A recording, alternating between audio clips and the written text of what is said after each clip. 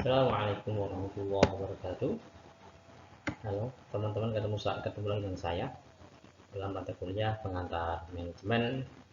Selamat siang, selamat sore, selamat pagi, selamat malam semuanya. Alhamdulillah pada pertemuan kali ini kita dapat berjumpa lagi pada tema konsep dasar manajemen. Teman-teman dan yang semua yang hormati, hari ini kita mulai dengan baca basmalah sama-sama. Bismillahirrahmanirrahim. Bahasan kita adalah konsep dasar manajemen. Kalau kita bicara mengenai manajemen, sebuah ilmu, tentu ada orang-orang yang membutuhkan ilmu tersebut. Kira-kira siapa?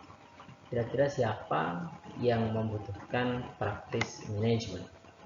Ya, yang membutuhkan siapa?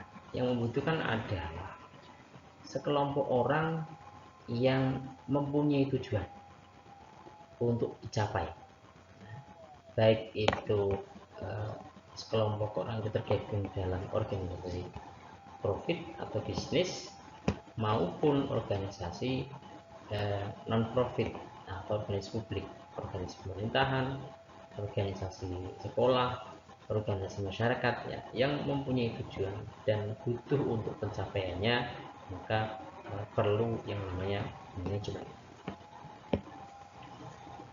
Ya, di semua tipe organisasi, semua tipe kegiatan yang bermuara pada tujuan itu pasti membutuhkan manajemen. Lah mengapa?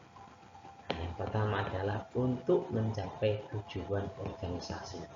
Itu yang pertama, tujuan manajemen atau dibutuhkannya manajemen.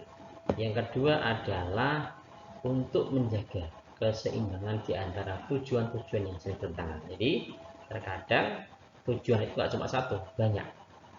Atau organisasi itu terdiri dari banyak orang, tentu banyak pemikiran, sehingga kadang bertentangan. Dan untuk mengelola tujuan itu, untuk mengelola keseimbangan tujuan itu, maka diperlukan banyak manajemen. Kemudian yang ketiga adalah untuk mencapai tujuan tersebut dengan efektif dan efisien, atau dengan efisien dan efektif. Oke, teman-teman semua, pertama kita akan bahas apa itu manajemen. Manajemen itu berasal dari bahasa Yunani manus dan kire, yang artinya menangani, ini tangan, jadi menangani. Kemudian menjadi bahasa itu manage atau management, kemudian translate ke bahasa Indonesia manajemen atau pengelolaan atau penanganan. Nah, kalau kita lihat istilah, maka akan kita temukan paling tidak tiga makna manajemen. Yang pertama adalah manajemen sebagai suatu proses yang dimulai dari perencanaan, kemudian pengorganisasian, kemudian pelaksanaan dan pengarahan, kemudian adalah pengawasan yang terakhir. Itu adalah proses. Kemudian manajemen dilihat atau diartikan sebagai kolektivitas orang-orang yang melakukan aktivitas bersama, aktivitas manajemen. Jadi sekelompok orang yang melakukan kegiatan ya untuk mencapai tujuan. Ini bisa dipandang dari sisi antropologis. Kemudian atau sosiologis. Kemudian manajemen itu juga bisa dilihat sebagai suatu seni maupun ilmu. Kita lihat beberapa teori berikut ini, misalnya dari Gibson et al. Dia mengatakan manajemen sebagai proses di mana sebagai individu dan kelompok berkoordinasi untuk mencapai tujuan. Kemudian menurut Robin juga sama, adalah suatu proses membuat aktivitas terselesaikan secara efektif dan efisien oleh orang lain. Ya. Kemudian menurut Stone juga sama, ini proses ya, diperinci proses perencanaan, pengorganisasian, memimpin, mengawasi pekerjaan organisasi, dan menggunakan semua sumber daya organisasi yang tersedia untuk mencapai tujuan organisasi yang dinyatakan dengan jelas. Kemudian kalau kita lihat dari beberapa teori tadi, paling tidak ada 3 unsur ya dalam proses ini. Ada tujuan yang ingin dicapai secara efektif efisien, kemudian dalam pencapaian tujuan itu menggunakan kegiatan orang lain, dan dalam pencapaian tujuan itu ada bimbingan dan pengawasan. Ini 3 unsur manajemen proses ya. Kemudian eh, tadi ada bahasan efisien dan efektif. Apa itu efisien? Efisien adalah kemampuan untuk menyelesaikan suatu pekerjaan dengan benar, ya. Kemudian atau derajat atau tingkat pengorbanan dari suatu kegiatan yang dilakukan untuk mencapai tujuan, itu namanya efisien, dalam arti penggunaan modal yang sesederhana mungkin untuk mencapai tujuan yang maksimal, ya. Kemudian kalau dalam konsep matematika ada rasio antara output dan input. Selama inputnya lebih kecil dari outputnya atau hasilnya, maka dikatakan efisien. Oke, output itu apa? Ya seperti hasil, kemudian produktivitas, kemudian kinerja, ya. Adapun input adalah itu seperti tenaga kerja atau SDM, kemudian bahan baku, kemudian uang, kemudian mesin dan waktu. Jadi selama penggunaan input ini kecil dan hasilnya maksimal, maka dikatakan efisien. Kemudian kalau efektif itu apa? Efektif merupakan kemampuan untuk memilih tujuan yang tepat atau peralatan yang tepat untuk mencapai tujuan yang telah kita tetapkan. Tuh. Kemudian bisa juga dikatakan derajat atau tingkat pencapaian hasil yang diharapkan. Kemudian dikatakan efektif itu manajernya yang seperti apa? Yang dapat memilih pekerjaan yang harus dilakukan atau metode atau yang tepat untuk mencapai tujuan. Peter Drucker mengatakan bahwa efektif adalah melakukan pekerjaan yang benar, doing the right things. Adapun efisien adalah melakukan pekerjaan dengan benar, doing things. Misalnya begini, ilustrasi. Misalnya ada pelatihan tentang wirausaha. Ada di 3 tempat, misalnya di Pekalongan, kemudian di Semarang, kemudian di Jakarta. Dari beberapa training itu kita bisa lihat track record trainernya, kemudian track record proses trainingnya beberapa kali sebelumnya. Misalnya kita lihat dari 3 training itu yang kemungkinan berhasil itu yang di Jakarta. Nah, ketika kita memilih yang Jakarta, maka kita sudah melakukan tujuan yang efektif. Karena apa? Karena kemungkinan berhasilnya besar. Itu. Kemudian ketika kita memilih Jakarta, kemudian kita nyampe sana dengan apa? Caranya bagaimana? Bisa dengan pesawat, bisa dengan kereta api, bisa dengan bis, bisa dengan charter mobil, bisa pakai motor, bisa pakai sepeda. Nah, kita lihat di antara beberapa alat transportasi itu mana yang paling ringan beban dan biayanya serta resikonya. Kita misalnya pakai motor atau sepeda, mungkin dari segiannya itu lebih murah, ya, tapi resikonya besar, kecapean, kecelakaan dan sebagainya, ya, maka ini tidak efisien, ya.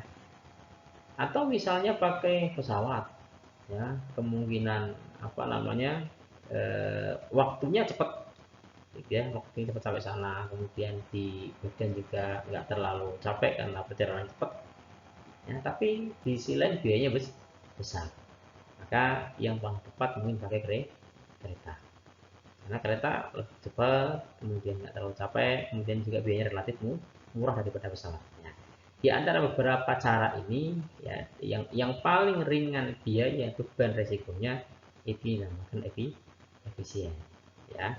Jadi efektif itu titik poinnya pada pencapaian tujuan, kemudian efisien itu titik poinnya pada cara yang digunakan dengan pertimbangan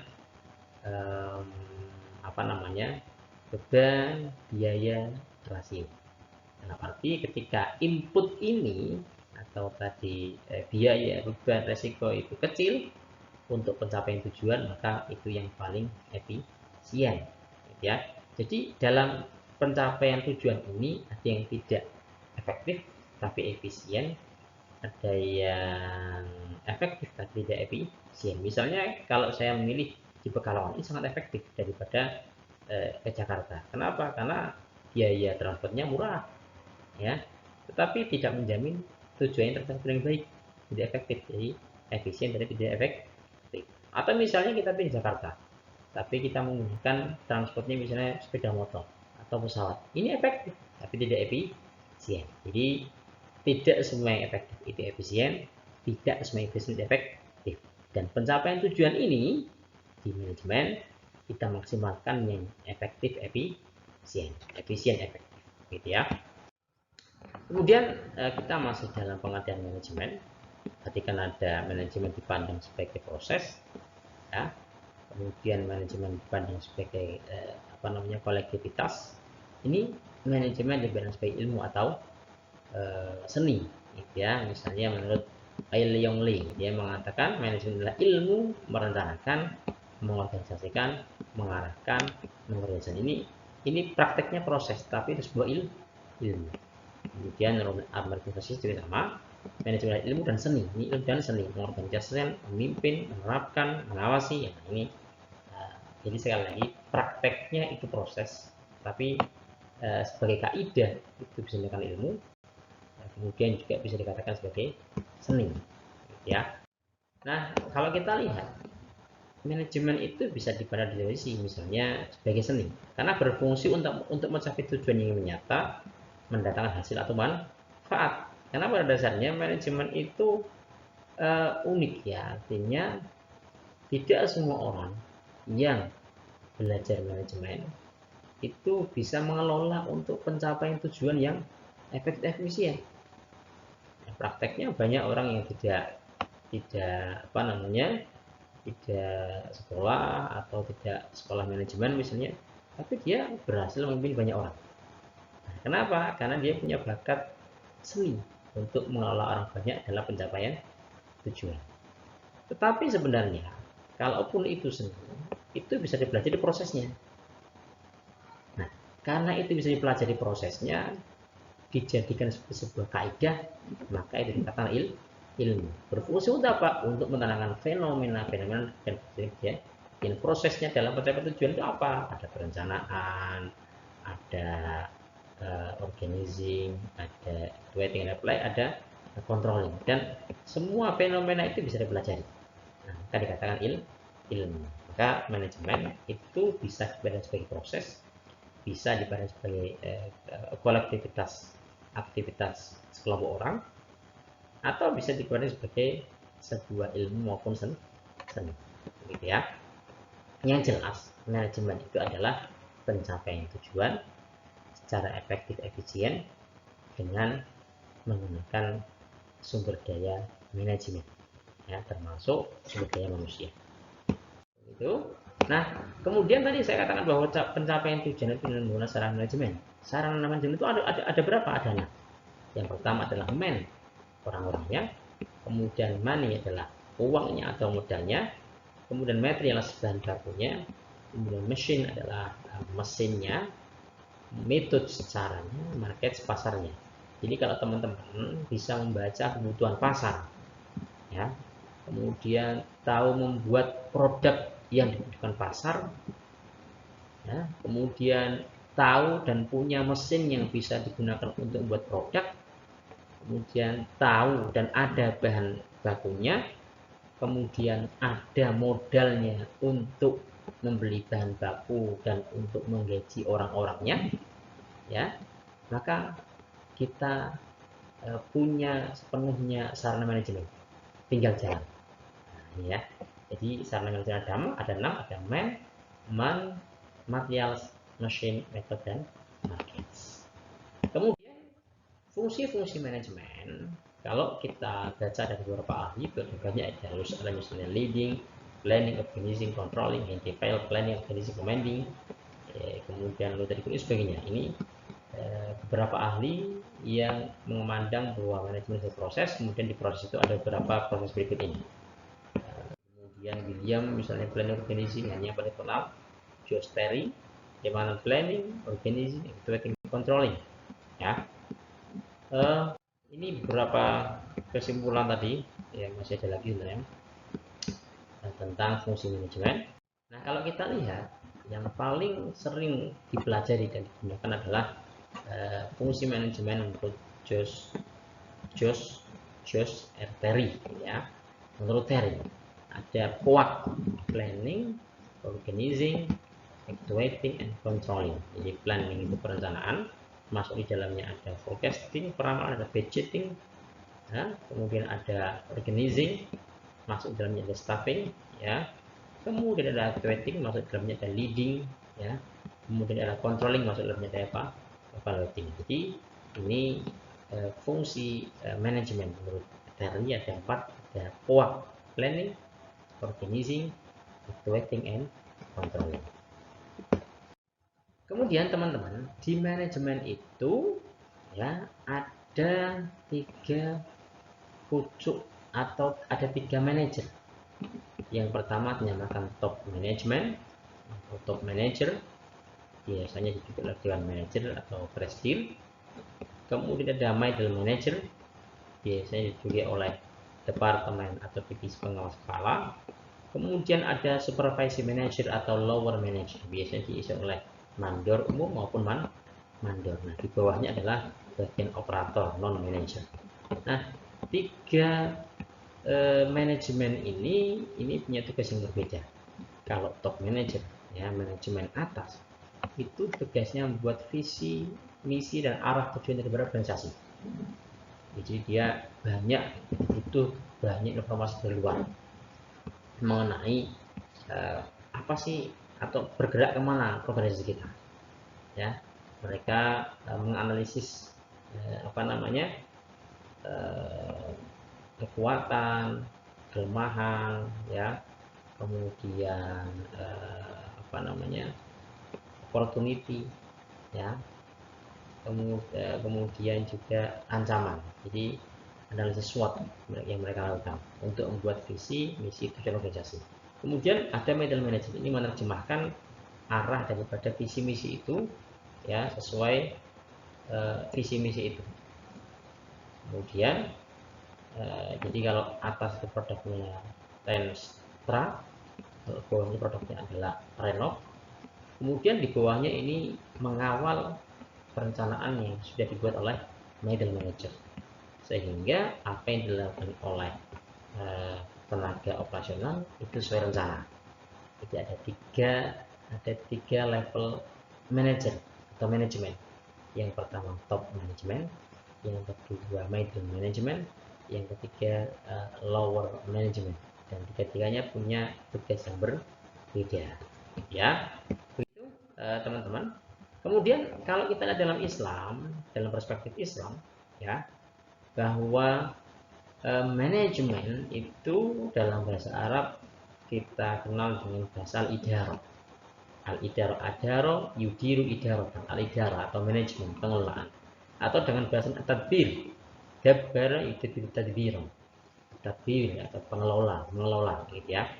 Nah, kalau kita di Al-Quran, ada Quran surat As-Sajdah, ya, yang menggunakan kata kerja dari tadbir.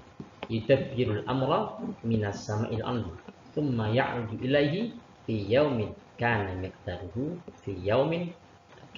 miqdaruhu alfa sanatin mimma ta'udun. Kana miqdaru fi yaumin alfa sanatin mimma ta'udun. Ini 2 kali keulang, kana miqdaru. Artinya kana miqdaru fi yaumin alfa sanatin mimma ta'udun, ya. Jadi di ayat ini Allah menjelaskan bahwa dialah Allah yang mengatur urusan semuanya dari langit sampai ke bumi.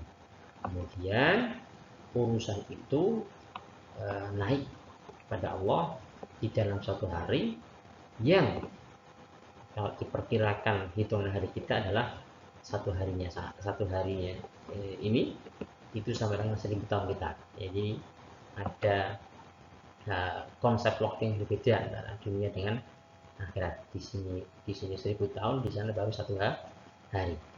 Allahu a'lam bishawab, gitu ya. Cuma yang jadi garis besar adalah bahwa di Al-Quran Allah juga menjelaskan bahwa at-tadbir, Allah mengatur langit dan bumi. Ya, semua dunia ini Allah yang mengatur. Dan urusan dunia, urusan bumi ini, ya Allah serahkan kepada manusia. Wa idh qala rabbukal malaikati inni ja'ilun fil ardi khalifah. Ya, Allah menjadikan manusia sebagai khalifah di bumi. Untuk apa? Untuk mengelola, mengatur bumi dibuat sebaik mungkin, dijaga. Nah, gitu ya. Jadi masalah manajemen ini masalah duniawi dan tentu teknisnya diserahkan kepada manusia. Dan sekali lagi pengelolaan itu adalah fi'lullah, ya, pekerjaan Allah. Tapi manusia diberikan tugas, ya, pengelolaan untuk mengelola bumi dan isinya. Bagaimana cara mengelolanya? Ya, ini urusan teknis, ya, manusia yang mengerjakannya. Kenapa? Karena apa yang diturunkan kepada Rasulullah itu wahyu. Dan ketika Rasulullah menyampaikan suatu pernyataan, itu ada yang wahyu, ada yang pendapat. Ya. Ketika itu berupa wahyu maka ditaati, ketika itu pendapat maka bisa diberikan pandangan lain. Misalnya ketika perang Badar, yang menentukan atau yang membuat ide untuk menentukan lokasi perang di Sumur Badar itu bukan Rasulullah. Rasulullah sebelumnya punya ide lain. Tapi ditanya oleh sahabat, ya Rasulullah, ini ahada wahyin aw ra'yun, ini wahyu atau pendapat. Ketika wahyu mereka sami'na wa ata'na. Tapi ketika pendapat, ya Rasulullah, mungkin lebih baik di Sumur Badar. Kenapa? Karena yang namanya perang itu butuh logistik, terutama air. Ketika kita menguasai logistik maka kita akan menguasai medan perang. Nah, jadi akhirnya sepakatlah untuk perang Badar ini, perang pertama ini di mana? Di Sumur Badar, dan hasilnya maksimal. Ya, kaum muslimin menang telak dalam perang Badar, begitu ya. Jadi begitu pula urusan dunia ini, ya. Misalnya suatu ketika ada seorang yang lagi mengawinkan kurma, kemudian Rasulullah memberikan ide begini, ternyata hasilnya kurang baik, kemudian orang itu lapar kepada Rasulullah, maka Rasulullah kan, antum a'lamu bi umurikum, kamu lebih tahu urusan duniamu, gitu ya. Jadi intinya apa? Bahwa manajemen ini urusan teknis manusia, sehingga Islam tidak mengatur secara perinci. Yang jelas manusia diberikan tugas untuk mengelola, untuk manajemen, ya, urusan bumi, urusan dunia, gitu ya. Begitu apa itu yang dapat saya sampaikan, semoga bermanfaat untuk kita semua. Ya, yang jelas pada pertemuan ini kita bicara tentang manajemen, ya, konsep dasar manajemen. Kemudian manajemen itu dipandang sebagai suatu proses maupun sebagai bentuk kolektivitas manusia, maupun sebagai ilmu, maupun seni untuk mencapai itu tujuan. Kemudian kita juga tadi sudah bicara tentang konsep manajemen dari perspektif Islam. Demikian teman-teman semua, mari kita akhiri dengan bacaan kita bersama-sama. Alhamdulillahirabbil alamin. Terima kasih. Assalamualaikum warahmatullahi wabarakatuh.